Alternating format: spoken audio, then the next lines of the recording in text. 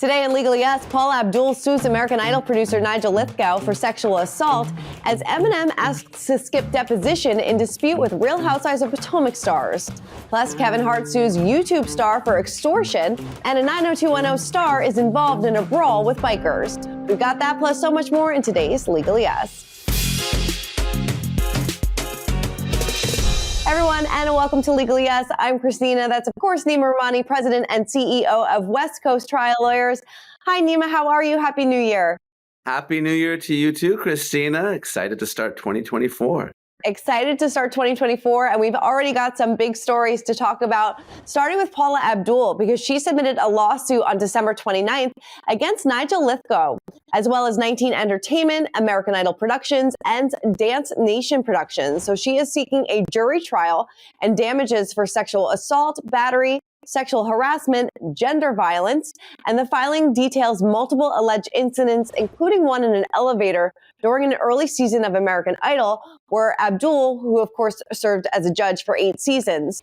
Now, her claims cover incidents that happened over several years, including one alleged incident around 2015 when she was working on So You Think You Can Dance, which Lithgow was an executive producer on. So she filed her lawsuit in the Los Angeles Superior Court under California's Sexual Abuse and Cover-Up Accountability Act, which allowed victims a 1-year window to file a sexual abuse lawsuits that would otherwise be outside the statute of limitations. The deadline did expire on December 31st.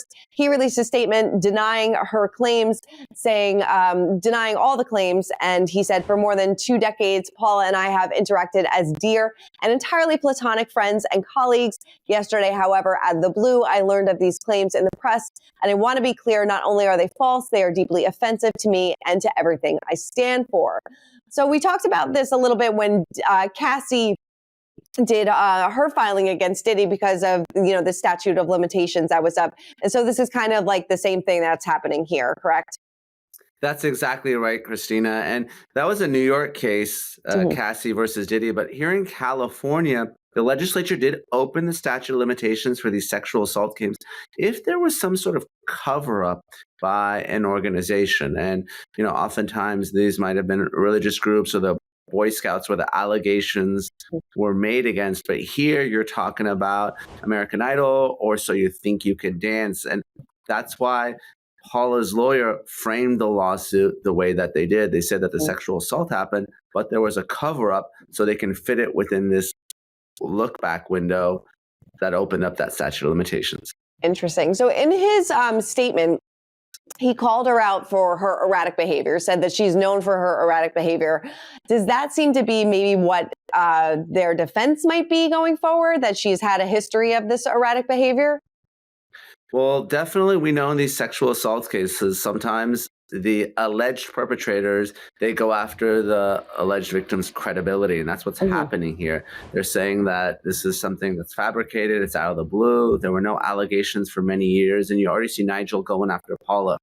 I think one of the things that Paula has working for her are the alleged allegations involving Nigel's assistant. If that individual comes forward, corroborates some of the alleged conduct, that makes it a much stronger case, because whenever you're dealing with sexual assault, when there are more victims, that helps all the victims collectively. So what's kind of the next steps in this? Do you feel like this will be settled before it heads to trial? So usually this will go one of 2 ways when you're talking about sexual assault. There'll either be a quick settlement. We saw that very quick settlement with Diddy and Cassie. Or the parties dig their heels in, they call each other liars, and the case needs to proceed to trial. Now, we'll see which direction this goes. And Nigel did throw out the first attack in response to Paula's claims. We'll see if the parties, get into a confidential private mediation, try to get this resolved, or the public attacks continue. We go through discovery, both the written discovery and depositions, and this case marches towards trial.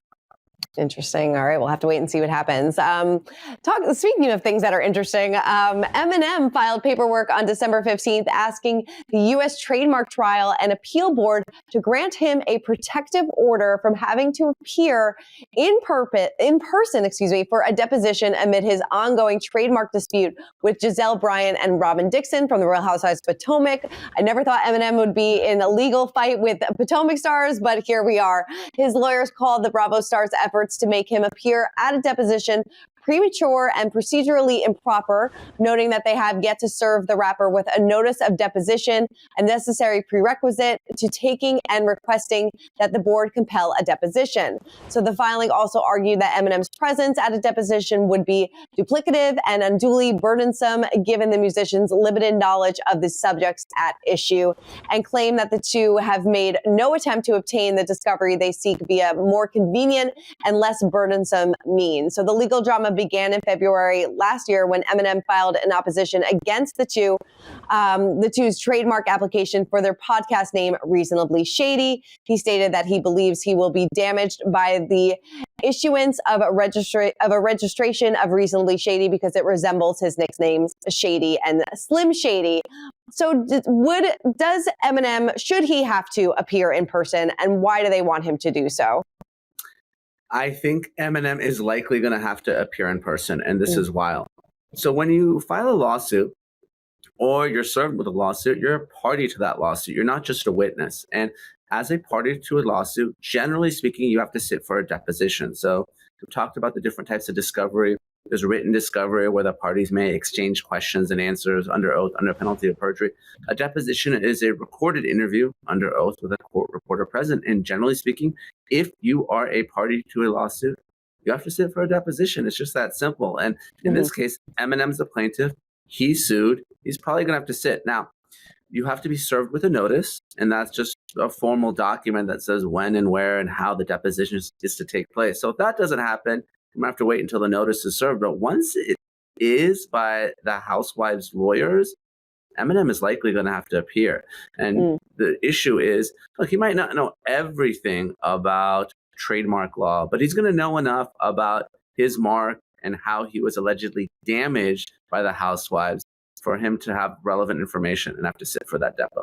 Right. I think I remember us speaking about this originally, that he doesn't own the name Shady, I don't believe. So it doesn't seem like maybe he will win in this case, because I don't know, I just can't see this Reasonably Shady podcast really damaging the brand. Yeah, it really comes down to likelihood of confusion and how similar things are. So, late last year we talked about the Yellowstone coffee case. You're talking about cowboys and coffee, and maybe there would be some confusion. But obviously, we know Eminem, one of the greatest artists of our time, but he's not necessarily someone that is really in the same space as the housewives. Like you said, you have, a hip hop artist, you have some Bravo celebrities doing a podcast. So, whether it's an administrative law judge or, a state or federal judge, they're going to be looking at this and saying, well, is there really a likelihood of confusion here? Are people going to confuse the Housewives podcast with Eminem's brand? Probably not, but we'll see what the discovery and depositions show. We'll have to wait and see. All right. Well, Kevin Hart is suing controversial YouTuber Latasha Keby, known as Tasha K, for extortion after she allegedly threatened to release a bombshell interview with his former assistant unless he paid her a six-figure ransom.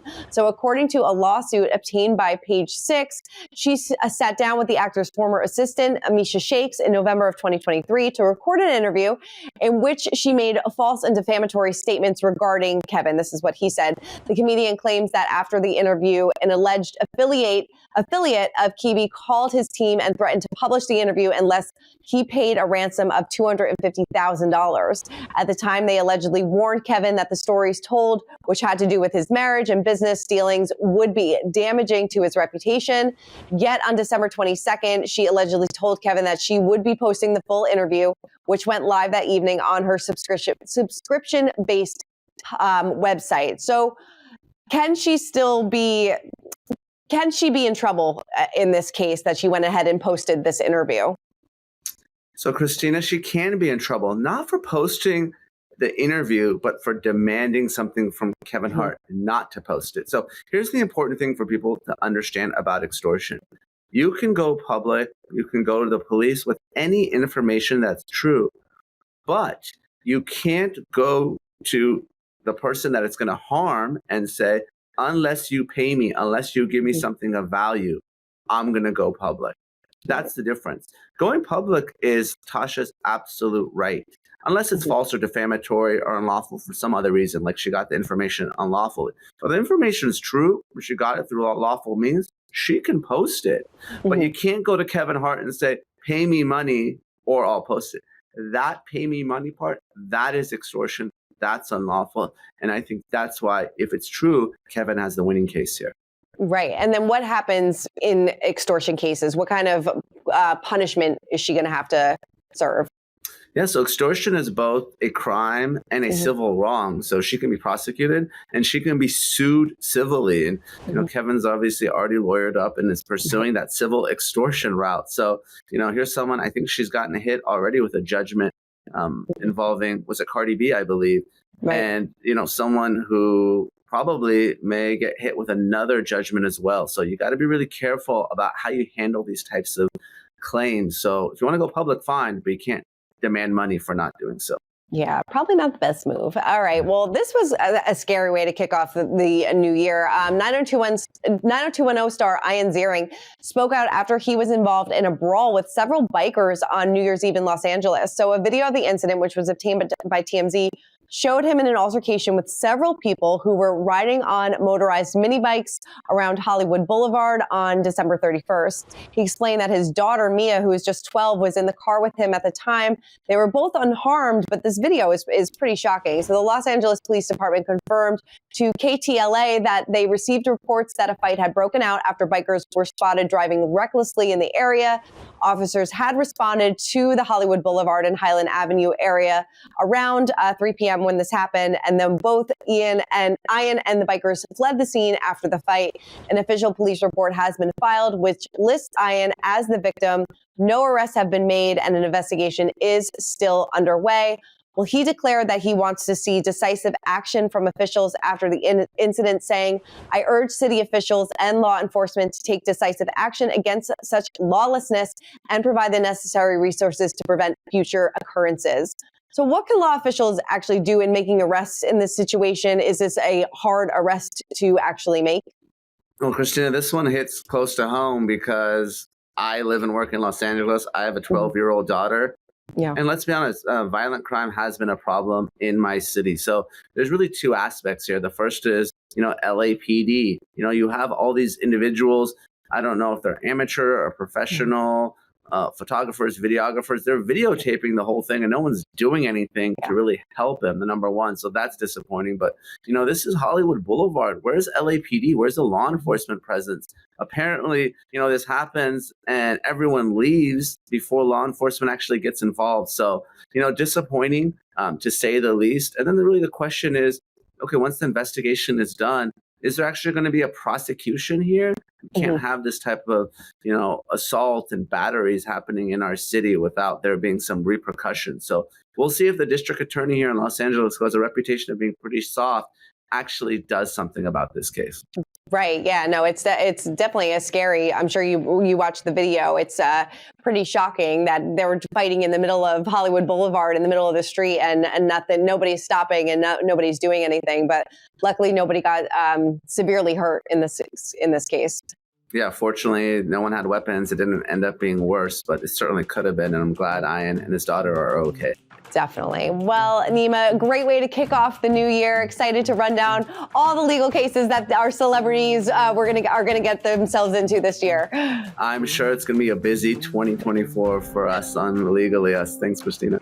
Definitely. Thank you so much. For more news, content, and exclusive interviews, make sure to hit the sub, like, and bell button down below and visit usmagazine.com.